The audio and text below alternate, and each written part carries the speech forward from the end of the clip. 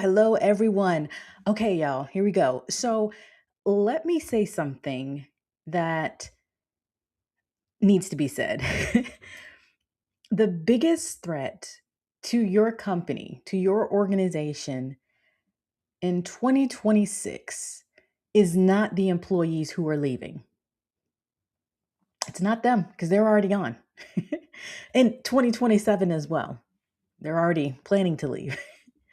The biggest threat are the employees who are still at your company, still at your organization, and they are unsure on how to translate their value in a way that you understand as a leader or as someone who has the ability to promote them. Hello, everyone. For those of you who do not know who I am, my name is Lepore Lindsay, and I speak about all things workplace value. Now, the last couple of weeks, we've been talking about the workplace value triad, which is and performance potential and perception. We're going to focus a little bit more on perception, and we're focusing particularly around the idea of promotion. So here is the challenge that I've seen in many of the companies that I've had the pleasure to partner with. What I've seen is that leaders, as a leader, you may have accidentally communicated that in order to be valuable, you need to be promoted. Statements like, we're hiring or we are promoting our best people. If you're able to put your best foot forward, that's the person that is going to get promoted. So all of these different conversations, and even what do we recognize? What do we praise? Creating an environment that says to be promoted is to be valuable. And so this presents a challenge because now you have employees who are unsure on what they can do. And so they begin to disengage. And this leads us to disengagement is not about it's not about a choice. It's not about a personality. But in this case, it is about being tired and not able to feel like they can figure it out. So here's the thing. And here's why I say it costs. And it costs more than an employee who is leaving. It costs more than an employee who has already left because when someone is unsure on how they show up in the workplace, when they are unsure on what to do, and they're still there, it is now affecting productivity. It is now affecting efficiency for X amount of time. And then eventually, this person may decide to leave. And then now you have productivity loss, you have efficiency costs, and then on top of that, the 20% replacement fees that it's going to take, all because there is a mistranslation of what value truly is. And one of the organizations that I partnered with, actually, before I get into this story, if you're here, let me know that you're here. Feel free to type in the chat. Feel free to let me know that you're here. If you have questions, if you have comments, feel free to share those. Like, I want to hear from you. I want to know like what's going on. Let me know. I'm always excited to do these live streams and I appreciate the conversations that we have offline. And I also would love to have more conversations here as well. So, back to the story. I had an organization that I partnered with, and in the process of me partnering with them, there was one employee who was on their way out the door. So I think they probably had about a month or so left when I came on to partner and figure out like how can we get this team moving. I was able to meet with this one particular employee. And what I found so interesting, because I hear this over and over again, is that this employee was leaving not because they didn't like their job, because they really, really, really like their job, y'all. They really love their job.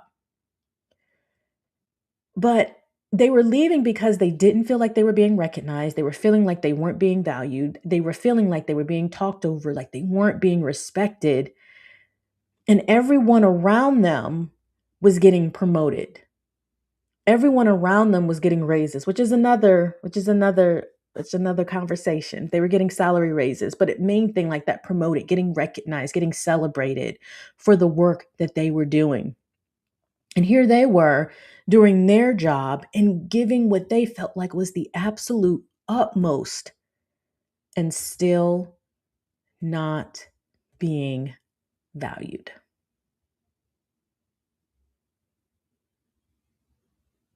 Think about that. A top employee, a top performer, and that translation didn't meet the mark. So, what's happening here? There's a couple of things that are happening. You have the employer, the organization, perhaps you as a leader, you're translating one signal. You are saying, this is what we view to be as a top performer. And when you are a top performer, we reward you with a promotion. And you are signaling this through your actions. You are signaling this through your words. You are signaling this through what is accepted in the workplace. So, in multiple ways, whether subconsciously or consciously, it is being signaled. And then we have the employee who is taking those signals and now adjusting their behavior. And it's not just one person, but this is everyone. Everyone is readjusting their behavior based on this. No one is saying anything. No one is fighting against the system. No one is fighting against the organizational norms. Everyone is accepting this as is. And if we want to take this to the technical aspects, there are so many reasons why one organization would define it as being, this is what it means to be valued and this is what it means to be promoted. But we can't get into that today as much as I want to. There's no time. No time to get into it today. So what happens when you have this definition of what value means, or value means to be promoted. When you're promoted, it means that you're valuable in the workplace, regardless of how that is being signaled. Now you have folks who are trying to get to that point, but they aren't getting promoted. And you can't promote people every month. You can't promote people every week unless you are just scaling out of this world. And then in which case you're not hiring people, you're just promoting people, which, okay. Right? And then the other part of that is maybe even a little resistance because there are so many changes. So people aren't rebelling, but they're just not feeling it because they aren't feeling valued. There's that mistranslation that's going on there. And this is all in the value framework, triad framework of that perception piece. A little tongue twisted today, y'all. So, how do we get through this? Because you're probably like, okay, Lepora, well, thanks for letting us know what this problem is, but what are we supposed to do with this? Well, I'm so glad to be able to share a little bit more about how you can translate value in the workplace because it's so important. Now, I'm going to give you three different areas, whether you are an employer or or a leader or a teammate, three different things to consider to bring value to the workplace and to translate it in a way where everyone is on the same page. In the workshops that I've had the opportunity to do, we're able to delve in further, but we're not able to do that today. But there's three questions, three alternatives that you can focus in on as an individual or as part of a team to help ensure that you are translating value in a way where everyone understands. And that is influence, dependability, and impact. Influence, dependability, and impact. So, when we talk about influence, the question is, are people using your input? Are people using your input? What do we mean by that? Are you stressing as a leader? Are you stressing that, hey, you are influencing the decisions in this room? As an employee, are you seeing where maybe your phrases or your data or your research is being used? If you are, then you are able to see how the value is showing up through influence. So that's one way. The second way is dependability. Dependability is, are you trusted with important work? Are you being invited to those meetings? Are people coming to you for questions? If so, that is also a form of workplace value. And then the last one, if y'all know me, y'all know impact is always at the top of my list. Well, influence and impact, but hey, all of them. Excuse me. For impact, is your work creating progress? And I could talk about this one for hours, but we can't do that. When it comes to impact, is your work creating progress?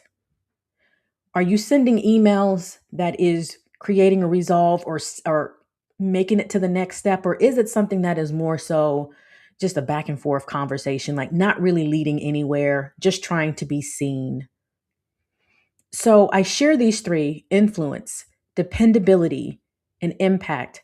Because as a leader, it is important to stress what are the multiple opportunities for team members to bring value into the workplace. And as an employee, it is important to understand how you have multiple avenues and lanes to show value in the workplace. Promotion is one of many. And no, that doesn't mean that you can't get promoted. That doesn't mean that promotion opportunities aren't available. But to solely focus on a promotion equals value is to create a bottleneck. Y'all ever seen the roads? You know, they tend to open up a lot of roads. I feel like construction work is going on everywhere. It's the age of, widening. And it's because when there are a certain amount of opportunities or vehicles that are coming down the road, if it's just one lane, it is going to take forever for there to be any type of progress. But if there are multiple lanes, there is going to be some progress there. And the same thing with looking at outside of promotion, what else is available? You start to have options for additional lanes, maybe focusing on dependability for here and then switching over to a lane and focusing on influence and then focusing on impact. And so now we're able to create progress a lot faster, become more efficient, become more productive because we have options. Oh, Annette, this keeps popping up. I recall trend on quiet quitting. Yes, then we heard quiet firing. Could it be we also need to be aware of messages we get in the workplace and have discussions where possible on feedback? Absolutely. So we have we've and I think quiet quitting is still a thing and quiet firing. But absolutely, when these messages are being shared, whether in the workplace or through articles, and these are conversations that are popping up in any type of workforce trends, it is so important to have these conversations to address them. Whether or not it seems to be something that is going on in your workplace, having those conversations is important. It is being proactive. Maybe even if it's a little bit reactive because you're finding out about it through an article, but still, or are we just going to let it mellow, fester, and figure out its own way? And this is something that I talk about all the time, specifically when I refer to comparison and some of my workshops. It's always there. There's always going to be data and information there.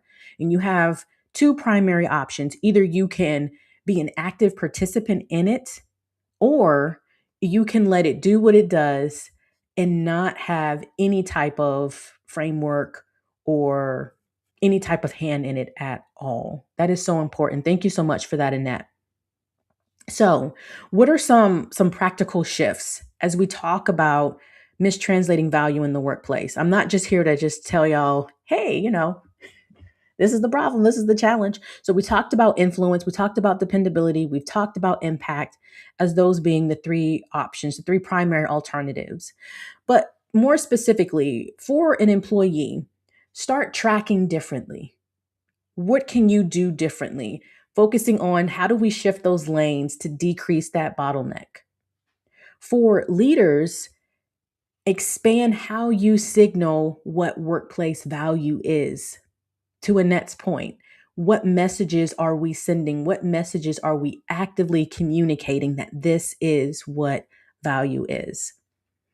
All right, y'all, as we prepare to wind down here today, I want you to think about like what's one way you felt value that had absolutely nothing to do with the title. If you want to share that in the comments, I would absolutely love to hear that from you. What is one way you felt valued that had absolutely nothing to do with the title?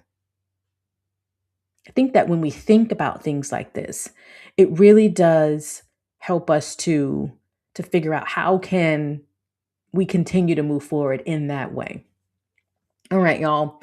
So, really quick, if if you signal value only through promotions, if you've created a bottleneck in your workplace, remember you can't promote everybody every month.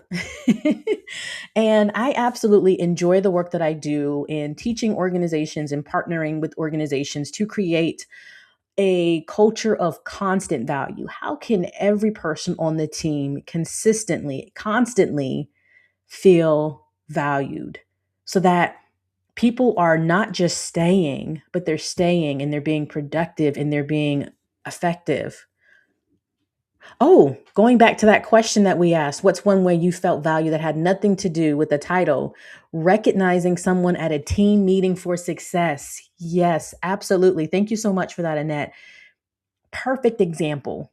Perfect example.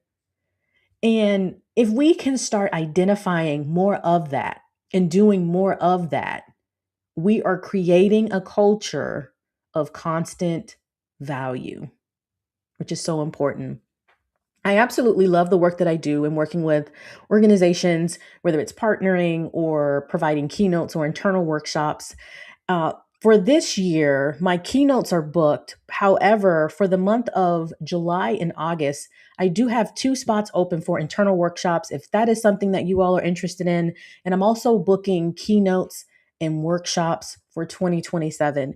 So, hey, if this is something where you're just like, yes, I want to be able to have more of a culture of constant value for all employees, please message me. You can message me, direct message me, or if you would rather send me an email, you can email me at hello@laporalindsey.com. My name's right there. That's LAPORALINDSEY.